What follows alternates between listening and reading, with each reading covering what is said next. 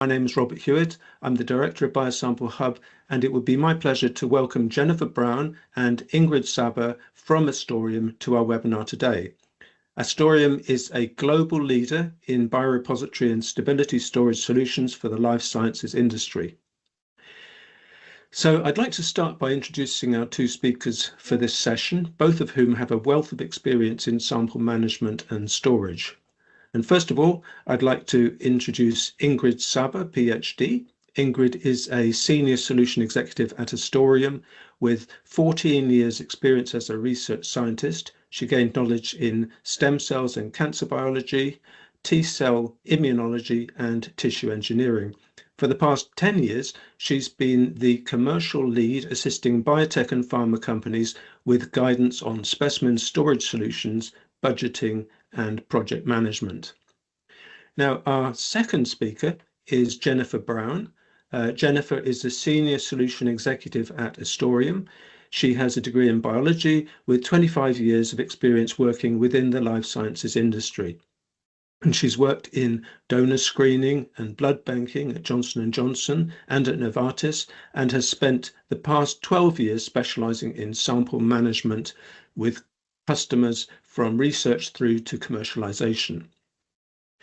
To build on these brief introductions, I'm going to ask our two speakers to give some more detail. So Jen and Ingrid, can I ask you both to say a bit more about your backgrounds and about your experience in the management of samples across the continuum from research to commercialization? Sure. Like you said, I've been in the sample management part of the industry for 12 years now, but my whole entire background has always dealt with patient outcomes. So donor screening, blood banking, and leading up to this, everything that I have worked with always leads back to the patient, which I really enjoy. Yeah, thank you, Robert, for having us. I've spent 14 years as a research scientist, working in various research institutions, and then moved to the industry, where I spent the last 14 years helping researchers and clinicians with funding opportunities, elaborating collaborations between clinical research, nutrition, and health sciences. And for the past years, accumulated experience in clinical trial management, storage services, downstream testing, genetic genomic testing, and analysis. So I've been working closely with PIs, foundations, biotechs, and pharma partners. Great. And I know, Ingrid, one of the things that we've been talking about, which we've talked about for many years together, is, when we look at every part of the industry, one thing they have in common is how important samples are. So, if you could go through for everybody a little bit more detail about why it is so important to understand your sample types and the value they have. Yeah, I'm sure the audience here is well versed in managing samples and material from the preclinical, clinical, API, drug products to manufactured products. And, in research, for example, or toxicology, a sample is a bacterial strain that you grow at 37 degrees, but you will store it as a glycerol stock at -80 for long term. Pathologists can relate to FFPE blocks, so the tissue embedded in paraffin that is usually kept ambient, or a preserved tissue, a fresh tissue in OCT, and that's best stored at -80 for the sample integrity. So two tissue preps yield samples that require two separate sets of temperature ranges. Another example that is well applicable to preclinical or clinical is blood. So a blood tube contains immune cells that can be isolated with various techniques. If the starting tube for the blood collection has anticoagulants or doesn't have anticoagulants, we can extract plasma, serum, DNA, RNA, proteins. So all of these collection tubes have specific requirements. Manufacturers have specific recommendations, and international guidelines can help investigators, pick the right starting material and store appropriately their samples over time. We often discuss these when we meet with our sponsor, because selecting the appropriate parameters for your study is important. Selecting the specimen types based on the study goals is important. So storage defines the journey of a sample from collection to analysis, and how safely those samples are stored is important. How the collection is annotated is important. How these samples are prepped and processed to create aliquots for future use is also important. So quality requirements for each samples needs to be factored in. Working collaboratively with storage partners to understand the guidelines and best practices in sample management can make a difference in protecting specimens throughout the continuum from research to manufactured product. Okay, great. Thank you very much for that background, Jen and Ingrid. Let's begin our discussion around research. When it comes to research institutions managing samples, what situations have you seen in the past that have been challenging? So research institutes have multiple laboratories, multiple PIs and researchers, and every lab does something very different. As we all know, there's different ways to track your samples. A lot of times what we see in research institutes is that they're using either Excel, handwritten, spreadsheets that they actually print and write on. The issue with this is if somebody leaves and they're the only person that has this, what do you do when that happens? Another thing that we see quite often is freezers, and I know everybody can relate to this. We know what's in the front because we're using it every day.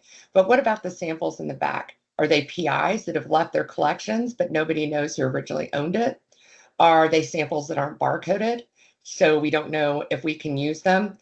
Those are two of the main things that we see from a research institute. And another thing to consider is what's on the slide right now. There was a janitor that accidentally destroyed 20 years worth of research material. And this person did not do this intentionally. They heard the loud alarm, which was irritating. Now, all of us that work in labs, we hear the alarm and we know it's a call to action.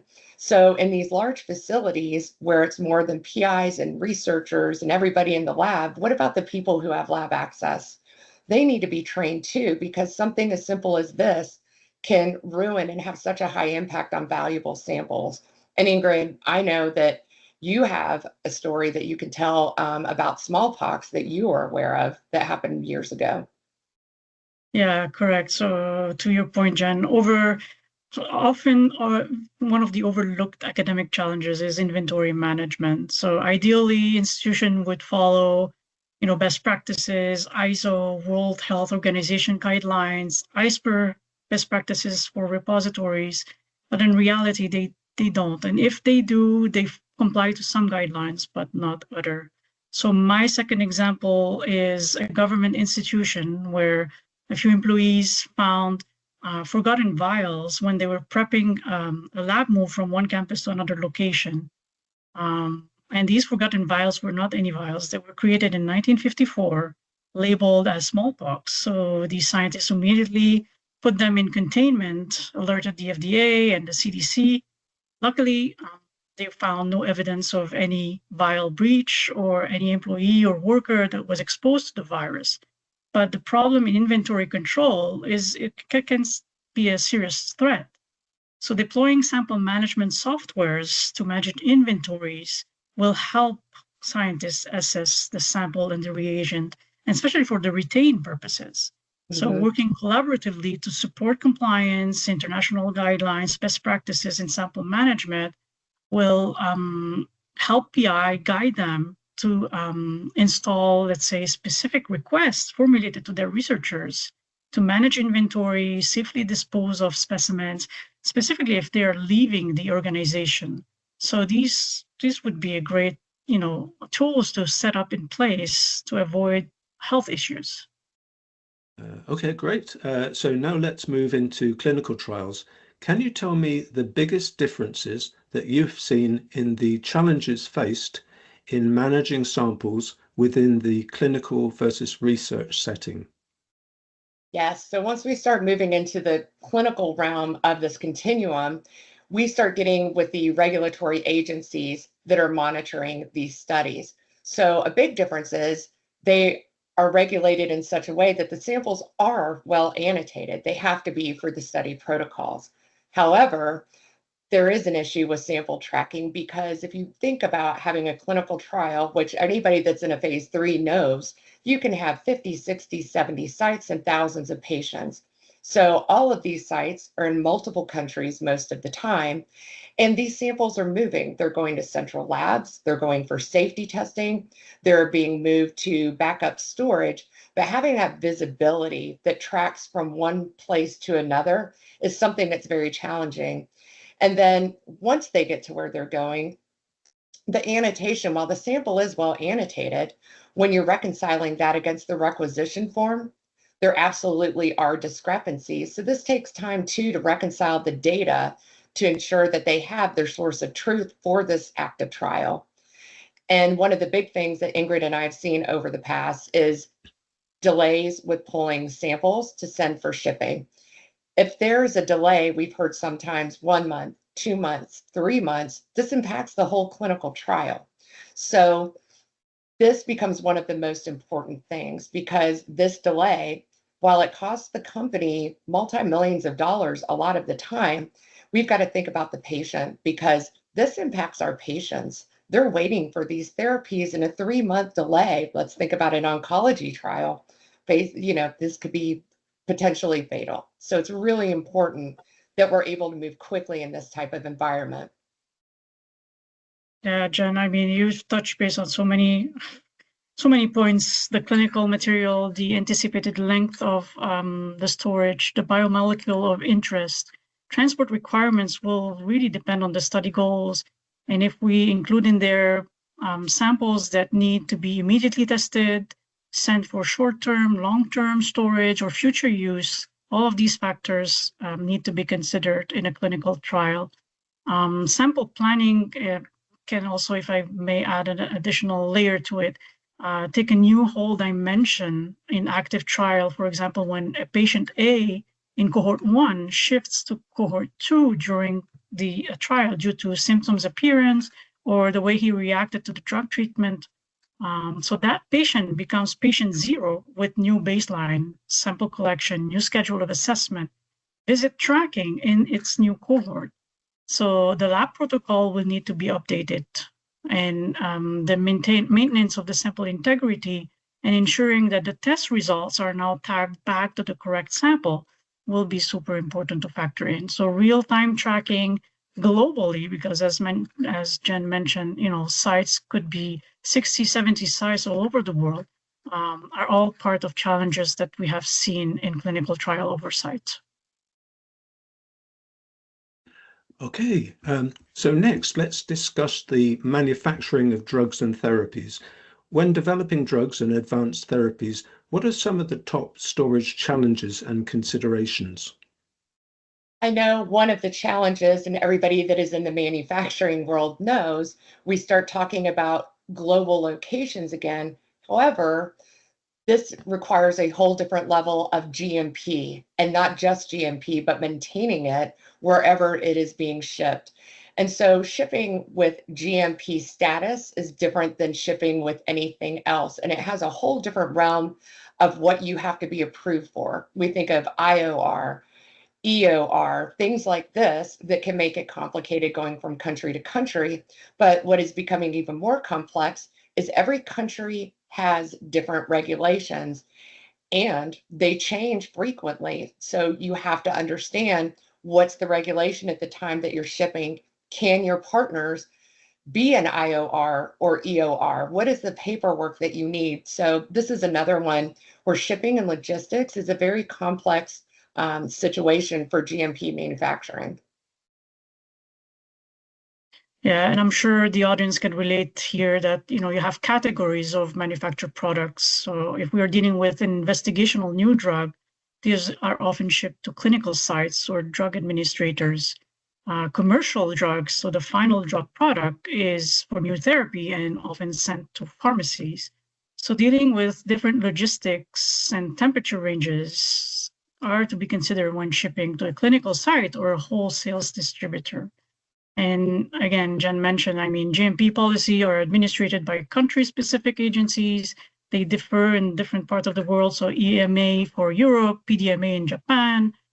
In the US here, we have the federal, and it's federally administered by the DEA and the FDA. and even at the state level. So you have licenses that are issued by the Board of Pharmacy for each state. So having partners that understand all of those intricacies and help sponsor navigate through the complexity of the changing agency requirements, the country-specific regulations, IOR, EOR, as mentioned by Jen, becomes extremely valuable.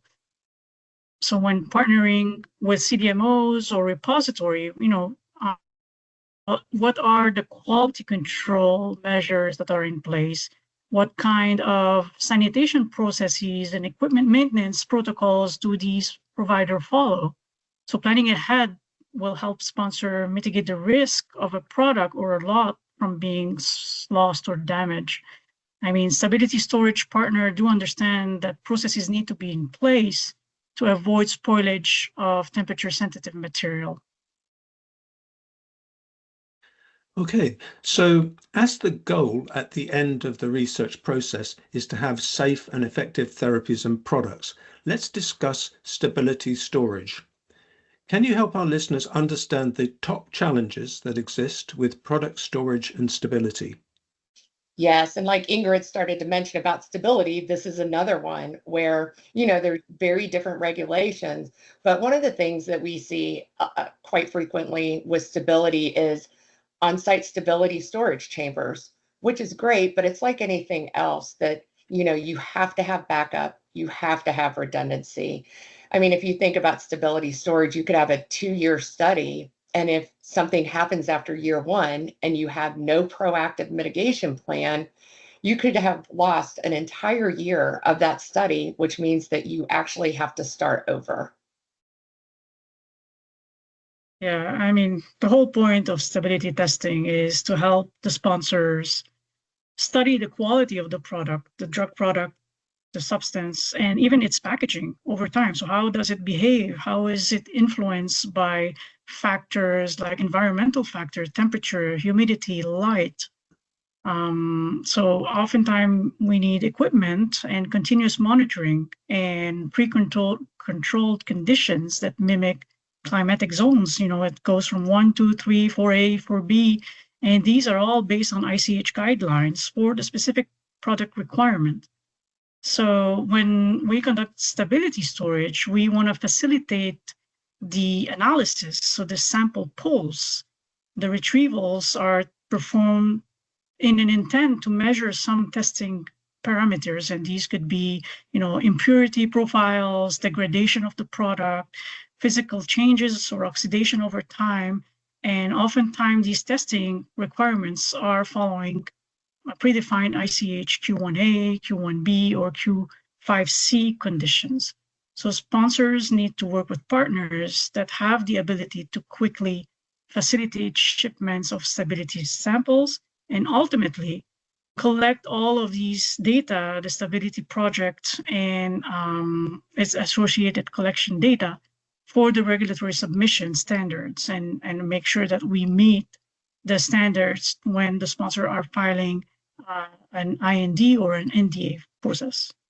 Great. And, one of the things that I think we talk a lot about is when we're talking about one of the things that a lot of pretty much everybody in this entire industry has is equipment. And, equipment failures are real, they happen. And, we talked about the janitor who unintentionally pulled those plugs. And there's other ones too, like if you consider there was a tank malfunction and all the embryos were actually destroyed. So a jury awarded these people $15 million. But if you see with the lady at the bottom right, that was their only chance to have a child. So money did not take care of the impact that she's going to have for the rest of her life because of one equipment failure. And then, if we look at the research side, brain tissue for autism studies, they also had an equipment failure, and all of these brains actually were destroyed, which set back autism research for many, many years. So, considering equipment is one piece of it. But Ingrid, I know we've always talked about being really proactive when you are looking at your mitigation plans and your risk assessments. Proactiveness is the key word here because operation managers, biobankers are experts they have backups, they have redundancy plans in place. But have you thought of all possible scenarios? The what if? What if an alarm system or a backup freezer is in place? And if I pick the janitor example again, you have an untrained personnel that unplugs your safeguarding mechanism. What do you do? And there isn't a one-size-fits-all solution, but there are best practices that could be tailored to fit your organization needs. For example, short-term storage material that needs to remain readily accessible and is better stored at your facility. But sponsors need to be sure to have storage tools, better compliance, easy of access at their site, and most importantly, help their scientist, researcher, clinician identify the real, irreplaceable, and most valuable assets. And for those materials, you should have a plan B and a plan C. So plan B can be a backup unit of freezers that is only dedicated for backup purposes, or working with an off-site biorepository that could safeguard those specimens and help you access, pull, and shape that material in a short time frame and when you need it. So proactiveness is just working on every possible scenario that could happen, set recovery plans, and train your personnel to relocate, relabel, and maintain the chain of custody of those material should an emergency scenario happens. So Ingrid, to your point, and something you started really bringing up is thinking about these valuable collections and what do you do? And obviously, having a risk mitigation plan, you also have to look at the unexpected. Pretty much everybody here lives somewhere. I live in North Carolina, hurricanes, tornadoes in my area, there's fires, there's everything everywhere. So how do you actually plan for this? And, you know, it kind of goes back to what Ingrid was saying. It's really, you know, thinking about what can I do ahead of time. And a good, I hate to use the word story, but it is Hurricane Sandy. I don't think anybody in that area thought a hurricane could be as catastrophic as that was. And unfortunately for the universities there were some that they had their biorepository almost in a basement. So that hurricane was so devastating, it actually flooded that area. But then another thing that I would have even thought of, honestly, unless I knew this story, is what do you do when your whole facility fails? So another example is one of the other universities, they had elevators that they could have moved the other portion of that biorepository down, but the elevators didn't work. Fob keys didn't work. So, you know, when you're thinking about what can happen when something comes out of nowhere, think about your facility. Think about where are you keeping these samples? And if you're dividing them, like Ingrid said, keep them in a partner site. They could be right down the road or next door, but just keep them somewhere else, you know, just so you have a backup for those valuable samples, because that will actually help for the what do you do when something unexpected happens? At least you know those collections are taken care of. Okay, so now we're going to conclude by considering the key takeaways. Can I ask you what you see as the commonalities across all the areas discussed, and what are your recommendations for ensuring the proper storage and protection of valuable samples? I know, Ingrid, over the years, we've seen so many things, but if we think about it, there are things that everybody has in common. If you think about it, samples, materials, so much of this is irreplaceable. And when things happen, the biggest impact is to a patient, it's to a person. So while there's financial implications of delays, there's delays that can really change somebody's life. And then one or a few things that I think everybody has in common, like we've talked about, equipment failures, maintaining stuff like that, sample tracking, annotating samples. I mean, I know those are the top ones I can think of, Ingrid, but I'm sure you have more. Well, just to bring back one example that everyone can relate to, I'm sure, you know, whether it is stability chamber or a freezer, they tend to not break at regular business hours. They will fail at 2 a.m. So the proactiveness, the risk mitigation strategies that you have established in your organization are the key for a successful sample management strategy. The disaster recovery plans, ensuring that the equipment and the facility are maintained, the alarming systems are, up and running, and you have the redundancy plans set in place to protect every unexpected disaster. And that's a good point, Ingrid, because as we know, if something happens to that, the integrity of anything that is in there is gone. So I think that's the key takeaway is everything within this whole continuum, anything that happens that the sample is involved, the impact that it can have is catastrophic. But if you have mitigation plans, if you have a disaster recovery and what happens with the unexpected, it definitely can help. Correct. And, compliance with top governmental regulatory guidelines or industry best practices is, in my opinion, the takeaway. So storing the assets based on the intentional use and the optimal temperature ranges to safeguard the conditions will be top of mind things to consider. Yeah, I totally agree. Well, thank you, Jen and Ingrid, for this very informative session and for your expert advice on the proper storage and protection of valuable sample assets. If people want to get in contact with Jen and Ingrid, you can write to them on the addresses on this slide. Thank you, Robert. We appreciate Thank you for having us.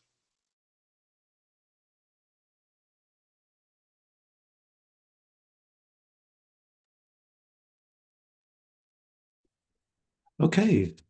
We have a few questions now. And I think Jen and Ingrid are going to join me in a moment. Hi. Hi, Jen. Hi, Robert. Okay. And just to say that, hi, Ingrid. Hello, Robert. Yeah, we've got a few questions now, and all our participants, all the attendees, are very welcome to add questions to the Q&A. You can see the Q&A button at the bottom of the screen, and you may need to run your cursor over the bottom of the screen to make it pop up. But just enter your questions there, and we'll answer them in turn. And I just wanted to ask Jen and Ingrid. I was looking through the document that you provided, the best practice guidance for biorepository and stability storage. And I've put a link to that in the chat that you may have seen when you first joined this platform. But if you can't find it, the same link is on the LinkedIn advert. And we'll find another way of getting it to you. But anyhow, one of the things I noticed from that document was you mentioned integrated sample storage partner. And I think that's a term that you used for Astoriom. Is that right? Astoriom is an integrated sample storage partner. Mm-hmm. Yeah, Okay. it's more like a partnership is what we do. So, we work with them because not everybody stores samples at their facility or our facility. So it's really working in tandem with a customer to decide what is the best solution. Right. There's not a one size fits all. So it's really getting that solution together to see what works best for them. Right. Right. And Robert, if I may add, integrated solutions also is, partners of Astoriom for specific projects. So let's say you have a project that would require some bioprocessing or some additional software analysis. So within our network of partners and approved vendors, we can help a customer with some specific needs tailored for a specific study. Right. Right. Okay. So we've got a question here. Why do organizations want to consider sending material to a vendor versus keeping samples on site? And by vendor, I think that means a company like Astoriom, is that right? That's Do, how do we you, would interpret it, right, definitely. right, okay. So yeah, so what do you think about that? What are the advantages versus keeping on site? I mean, if you look at like research institutes, they have to keep samples on site. They need them, they use them routinely. But if you're looking at something like archive samples after a clinical trial that have to be stored for 10 years, it's just sitting there and you would very rarely ever access them. And it's taking up space. It costs money to have a biorepository, obviously. And a lot of times, especially if they need more space for, let's say, lab benches, laboratories, that why have something that's just sitting, not being utilized when you Hmm. could put something that you're actively using in that space instead? Right, right, right. And if I may add, I would say also traceability of the material. So whenever they contract biorepository providers or other vendors, they are looking for additional support to protect the samples, to have backup strategies, and also to have access to that material in a very speedy manner. Mm-hmm. So some customers appreciate that accuracy and that timely response and reconciliation of data for them. Okay, thank you. Okay, there's a question from Riyadh Tebaka, and he asks, do you use the AMDEC failure modes and effects analysis system to anticipate unforeseen events? AMDEC. I am Uh, not familiar with that term. However, it sounds as though when we're talking about failure modes and anticipating, so the validations that are done, installation, process validation, qualification, and then having temperature monitoring systems that can anticipate if something's going to happen, and then how to react quickly, like for a temperature excursion. We have people that are at the facility. We have people that are on call. It goes out to multiple people so that we catch something before it becomes an issue. I'm sure our right. operation team would be best fit to answer that type of question. But yes, we do have so many redundancies and backup plans within our facility, whether it is probes, temperature monitoring, or even having backup units in case of a failure. And most time, I would say we try to anticipate a failure before it happens. So because of all the readings that we can collect on units, whether it is stability chambers or freezers, we can pretty much predict the lifespan of that unit and replace it once it reaches critical, failure points that we do not allow within a repository. Right, right. Oh, okay. We've got another question here. What kind of company or organization are most of your clients at Astorium? What's the kind of range of clients that you get? Yeah, Uh, every. Oh, go ahead, Ingrid. I was going to say no, we can easily talk to that. I was going to say at Astorium, it's such a broad customer lists just because of all the temperature. And we cover warm temperature and ultra cold temperature and cryogenic. So we work with CDMOs, we work with CROs, we work with researchers, scientists in biotech and pharma industry. Hmm. And it really depends on the projects that they want to bring us on with them. Right. What's the biggest category, can I just ask? What's the biggest category of, I mean, is it mostly pharma or is it mostly biotech or how would you describe your major category? I would say pharma is obviously a large amount. Hmm. Working with CDMOs that are manufacturing active pharmaceutical ingredients, drug and substance, and that portion of it. But then we have research, which moves into clinical trials. So it's all kind of together. But pharma and biotech cover a huge span, Hmm. just because they start all the way over here and go all the way through commercialization. Right. But it really does involve all of the customer types that Ingrid was talking about. Right. Right. Okay. And what else have we got here?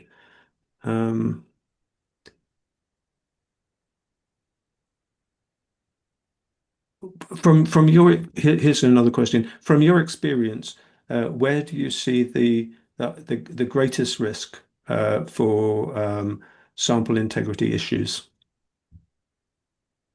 Ingrid, do you want to take that one? Yes, well, it goes to what we have tried to outline during the webinar. It's the inability of sponsors to locate samples or to tie those samples to accurate data to actually make sure that they can reconcile the data and make the best value, best use of the specimens. And for the risks is, the poor planning, poor maintenance of units, where you can lose an entire collection just because you lost control over your safeguard mechanisms. Yeah. Okay, great. Another question.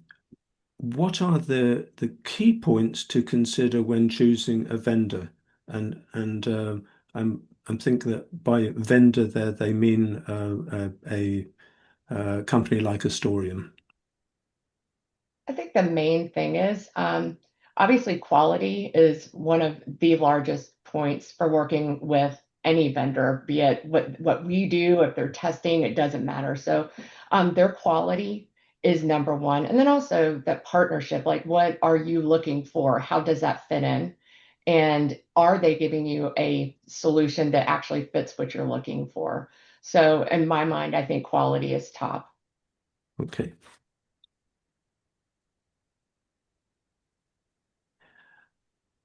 Okay. We got time for another question if anybody wants to put one in the Q&A.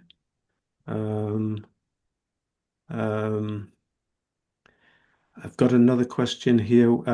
What advice do you have for assessing current sample storage processes to make them more efficient? I think the biggest one for that, like Ingrid was saying before, efficiency all comes down to how are you annotating your samples? How are you tracking them?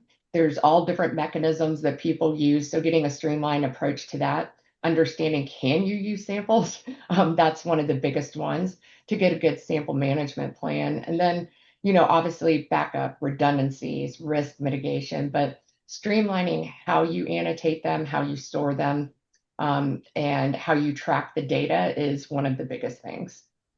Yep, visibility. Yeah. And some organizations will find themselves with scientists and researchers and clinicians, and all of them want to access the samples. So how do you prioritize and how do you make those specimens available based on everyone's needs? So visibility tracking and rapid access to your specimens and collection is very helpful. Okay, well, no more questions. So I'd just like to say thank you very much to Ingrid and Jennifer for very interesting presentations. And also thank you very much to everybody in the audience for attending. And I hope you found it useful. And I would like to tell you that there will be a sample storage protection and resiliency checklist that will be sent to you. It's a PDF that will be sent to you after the webinar. So I think with that we should end now. But thank you very much again. Thank you, everyone. Thank you for having us. Thank you. Bye-bye. Bye-bye.